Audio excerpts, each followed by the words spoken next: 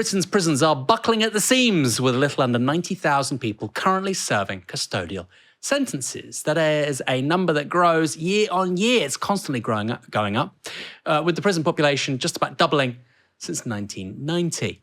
That means our prisons are currently at 99% capacity. To address the problem of overcrowding, the government has introduced an early release scheme, meaning that from October, some 5,000 prisoners serving sentences of longer than 4 years will be set free at the halfway point of their terms, rather than the usual two-thirds mark. Child sex offenders, rapists and groomers were excluded from the programme, but prisoners convicted of manslaughter were not. That's been particularly controversial because, as a result, 2 of the 3 convicted killers of the 28-year-old police constable Andrew Harper are eligible to be let out early as part of the scheme. Harper was killed in 2019 when 3 teenagers attempting to steal a quad bike drove their car at speed for a mile, dragging the police officer with it. All 3 defendants were charged with murder, but were cleared of that charge by a jury at trial. Instead, Henry Long was sentenced to 16 years in prison for manslaughter. His 2 co-defendants, Jesse Cole and Albert Bowers, who were both 17 at the time of Harper's killing, were sentenced to 13 years each for manslaughter. That sentencing happened in July 2020, in the middle of COVID, meaning Cole and Bowers will have served half their sentence by early next year. The public backlash was immense at the time, and it still is. A petition to block their early release has so far gathered over 900,000 signatures, and today, Prime Minister Andy Burnham tried to address the issue, releasing this statement online. I've spent recent days considering in depth all of the issues involved and the range of advice I have received. I've been pushing for further progress. I have not accepted that it is impossible to do more. As a result, I've asked the Justice Secretary to fast-track the development of a plan for presentation to Parliament early next month to create more headroom within the prison system. I'm increasingly confident that a more focused approach along these lines will allow us to reduce the number of people released early and, in the case of the most serious offenders, like those convicted of the killing of PC Harper, prevent their early release altogether. So it sounds like there's going to be an act of Parliament that basically stops certain people being subject to early release. Now, in his statement, Burnham mentioned 3 areas where he thought pressure on prisons could be eased, including removing convicted foreign national offenders to their home countries more quickly, and housing some male prisoners in some parts of the women's prison estate. I'm not sure how that will go down or whether it would even be legal. But the third option that'll be looked at is not only very credible, it's also a national scandal. That's the matter of what Burnham called the long-running injustice of people who are given indefinite prison sentences under the Imprisonment for Public Protection scheme. This is really extraordinary. From 2005 onwards, Tony Blair's government gave British courts the power to jail people indefinitely for a range of crimes, including relatively minor ones. Most sentences in Britain have a fixed term set by a judge within a range set by law and based on a number of intersecting factors. Now, a prisoner may come up for parole before the end of their term, usually at the 2/3 mark. If they get it, they're released on licence until the end of their term. But if they don't, they're still set free when they've served their time. There are some exceptions, like whole life orders, but on the whole, that's how the system works. But imprisonment for public protection jail terms were different. They had no end date, only a minimum term, meaning there was no date where their time had been served and the person subject to it had been guaranteed freedom. It was a bit like Kafka's trial. At that point, a prisoner came up for parole, but there was no guarantee they'd get it. They could go up for parole time and time again and fail to get it each time, meaning someone who committed a crime normally carrying a sentence of a few months or years could find themselves incarcerated for decades. And I shouldn't be talking in the conditional because, as you'll see in a moment, this happened to some people. And if they were paroled, they could be put on licence for 99 years, meaning the potential to be returned to jail at any time throughout their entire lives. This sounds made up. It's not made up. It's very real, and frankly, it's reprehensible. It also didn't apply to only adults. Children could be sentenced under similar powers. In 2012, Coalition Prime Minister David Cameron scrapped those powers, calling the unclear, inconsistent and uncertain nature of such law unwise.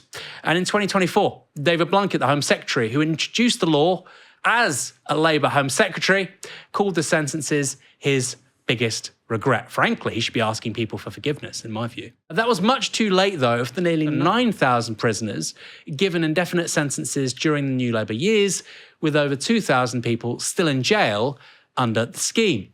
And the cases of gross miscarriages of justice are truly shocking. Take Martin Myers on the right here and pictured with his twin brother.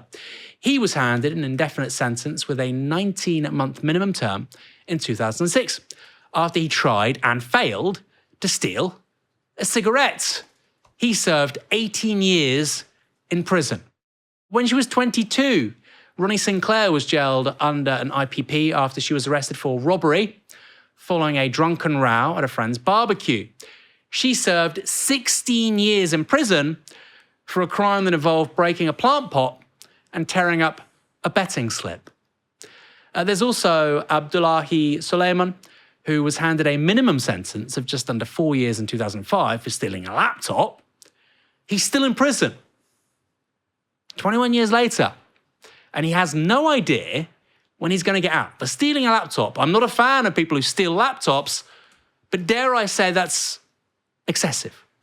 You can imagine the strain of never knowing whether you'll get out of prison years and years after serving the usual sentence for your crime. At least 94 people under IPPs have taken their own lives, utterly extraordinary. And many people are still serving sentences under a law that we scrapped nearly 15 years ago. In July, the UN urged the UK to end IPP sentences, warning of serious human rights violations.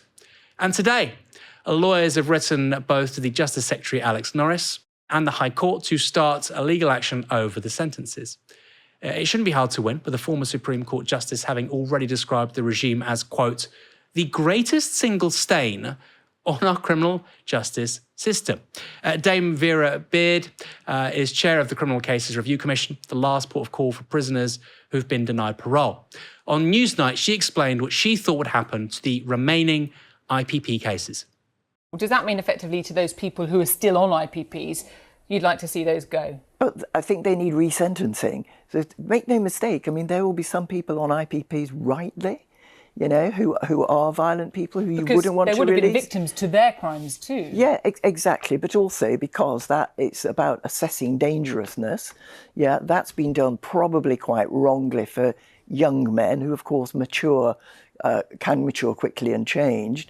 But I think the real point is that there are now ways in which we understand these sentences don't work. People do need to be let out.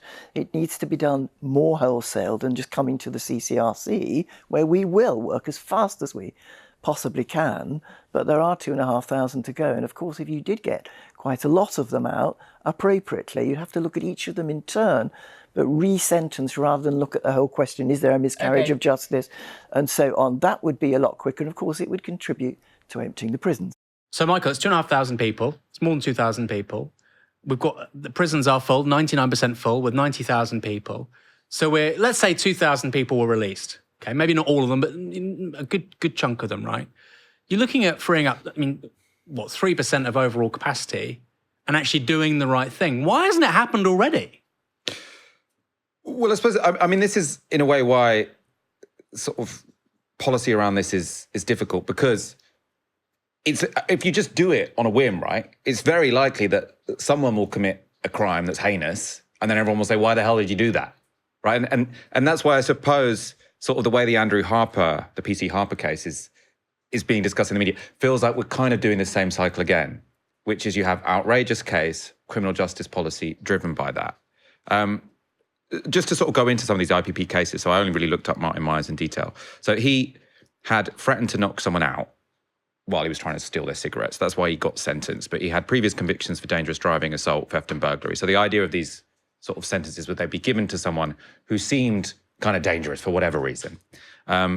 His case is extraordinary, though. So the parole board and prison service made a bunch of mistakes. In 2011, they said they weren't releasing him because he was a sex offender and he'd misused drugs in prison. He wasn't a sex offender. This was like an administrative error, but he couldn't read. So he got his cellmate to read out the letter for him. The cellmate then thinks he's a sex offender, and the next few years in prison, he's constantly getting beaten up because sex offenders get beaten up in prison. So it's like, it's outrageous. It's a horrific case. And I'm sure that sort of repeated among loads of these people.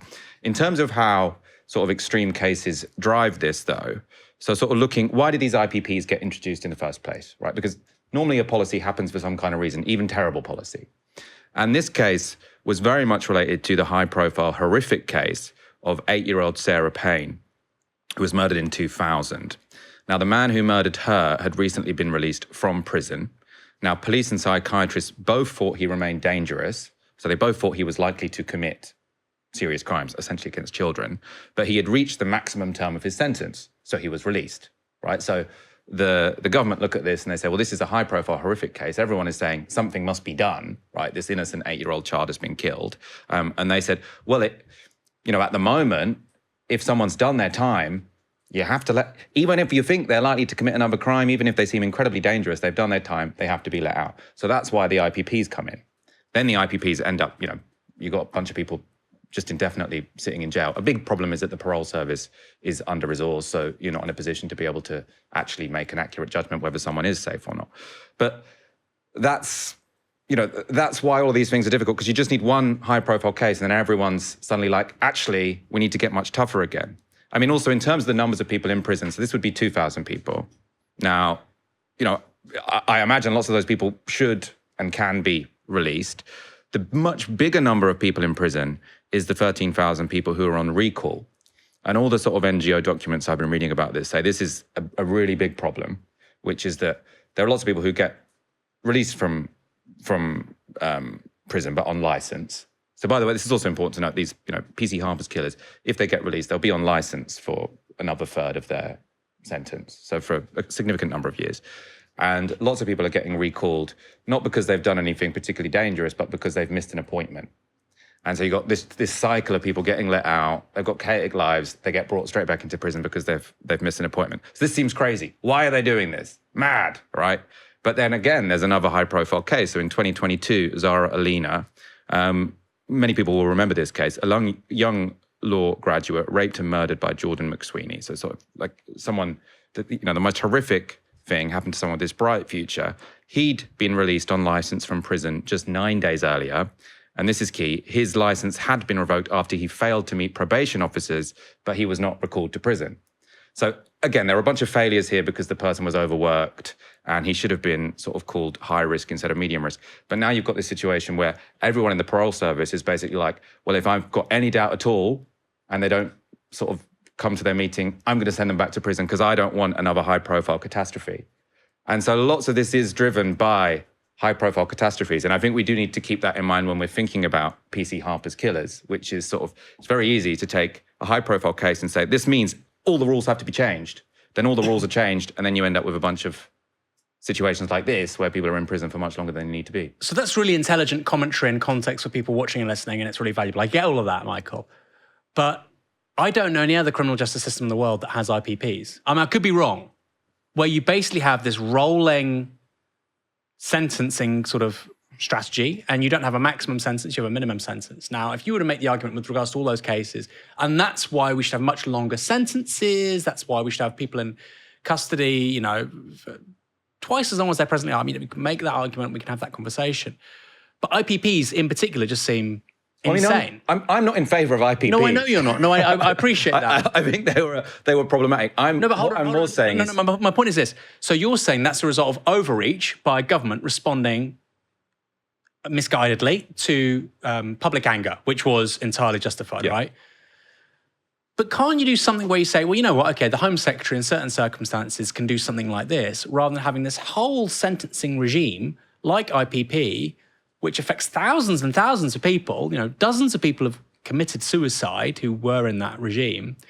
It just seems like complete overkill. And I suppose somebody like myself who's rather skeptical of the Blair era would say, actually, rather than just responding to public anger, there was something more cynical and ideological going on the part of people like David Blunkett because they wanted to look like they were tough on crime. And actually, rather than being tough on crime, they contributed to a deeply dysfunctional criminal justice system, which to me is the more interesting story here, because we have more people in prison in Western Europe than any other country. We have higher rates of recidivism than any other country in Western Europe. We're still very safe compared to the US, but compared to most Western European countries, we have higher rates of violent crime and so on. Also, rates of lower, and less important crimes as well. We've basically decriminalised certain things like shoplifting and bike thefts in recent years. So that, to me, seems like the bigger story, actually. Successive governments trying to be quote-unquote tough on crime, but actually making the problem much worse. Well, if the argument is that they, so the prison population increased from about 1993. So it started under John Major, who said prison works. The idea was that, because, I often, there's sort of, sometimes I think quite wishy-washy liberal arguments. Prison doesn't work because people come out and they reoffend. Well, it's still, it's better than no prison, right? In many of these cases. But you then end up with this situation where sentences are constantly getting longer because of public pressure. And I suppose what I'm pointing out is that if you think that prison sentences were too long under New Labour, right? David Gork wrote a review, so about, I think in 2023, which was basically saying there's been too much political competition to try and say we all think sentences should be longer. So you have this ratcheting effect where if Labour try and reduce sentences, Tories say this is outrageous. If Tories try to reduce sentences, Labour say this is outrageous, because there's always a political opportunity here. What's happened now, right, is that Labour were giving people early release mainly because the prisons were full, but they're also implementing the Gork review, which was an argument to say we should have prisoners serve more of their time outside of prison under, serving some kind of community sentence. And what's happened is Andy Burnham, wants to be popular. He's looking where the pressure is, and he's saying, I don't want to do any of this, right? He's not just saying PC Harper's, killers shouldn't get out immediately. He's saying he doesn't want anyone to get out earlier. He essentially wants to abandon the Gork review, which was saying all of these problems happened under New Labour. And that's because there is no incentive to have a more liberal policy on this, because public opinion goes in one direction. So the point I'm making here isn't to justify the IPPs. It isn't to say we should have early release. I don't even really know.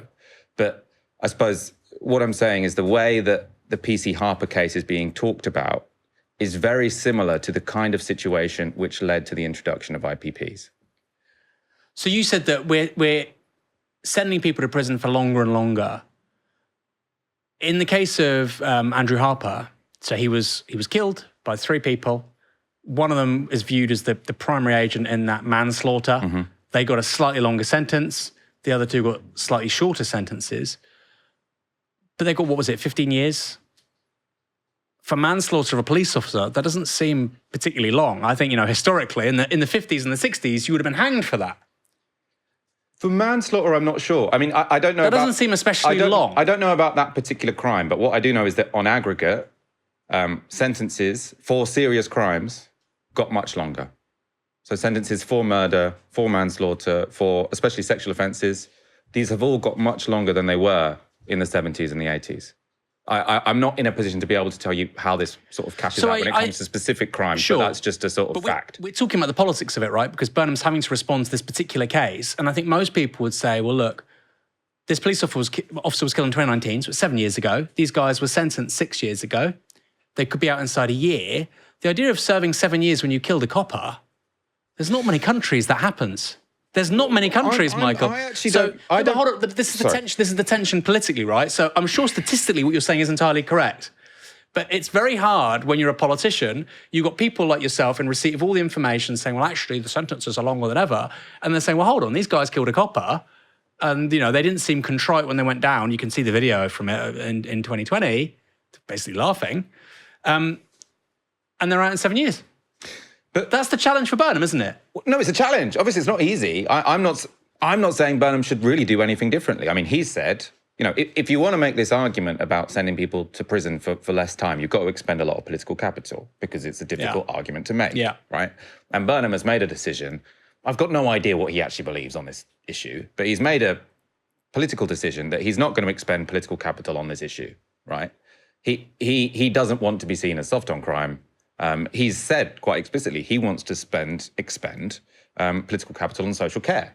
I think that's perfectly reasonable, right? If you want to say, look, I don't think there's this, we've got reform biting at our heels. The far right is insurgent. I don't actually think now is the time to expend capital on prison reform. I think that's fine. I think that's a legitimate argument. I'm going to do it on social care or something else instead. I suppose my concern is if the left or anyone, journalism actually, because I think journalism doesn't have the same pressure as politicians. If journalists are on the one hand saying, God, I can't believe they came up with this overly authoritarian sort of sentencing guideline. The IPPs. Yeah, these IPPs. I can't believe they did this. Or I can't believe that the prisons are so full because New Labour was authoritarian on crime. And at the same time, isn't it bloody outrageous that they're letting out PC Harper's killers? Because the reason we have more people in prison is because of the kind of storm we're seeing when it comes to PC Harper's killers, right? The two things can't be separated. And that's why we call Michael Walker the sober judge. Sober judge. Yes, thank you. I love that. Sober judge. You don't have to like it. You don't have to like me. Often they don't. But you know what? A couple of months later, they think, my goodness, Michael Walker was right.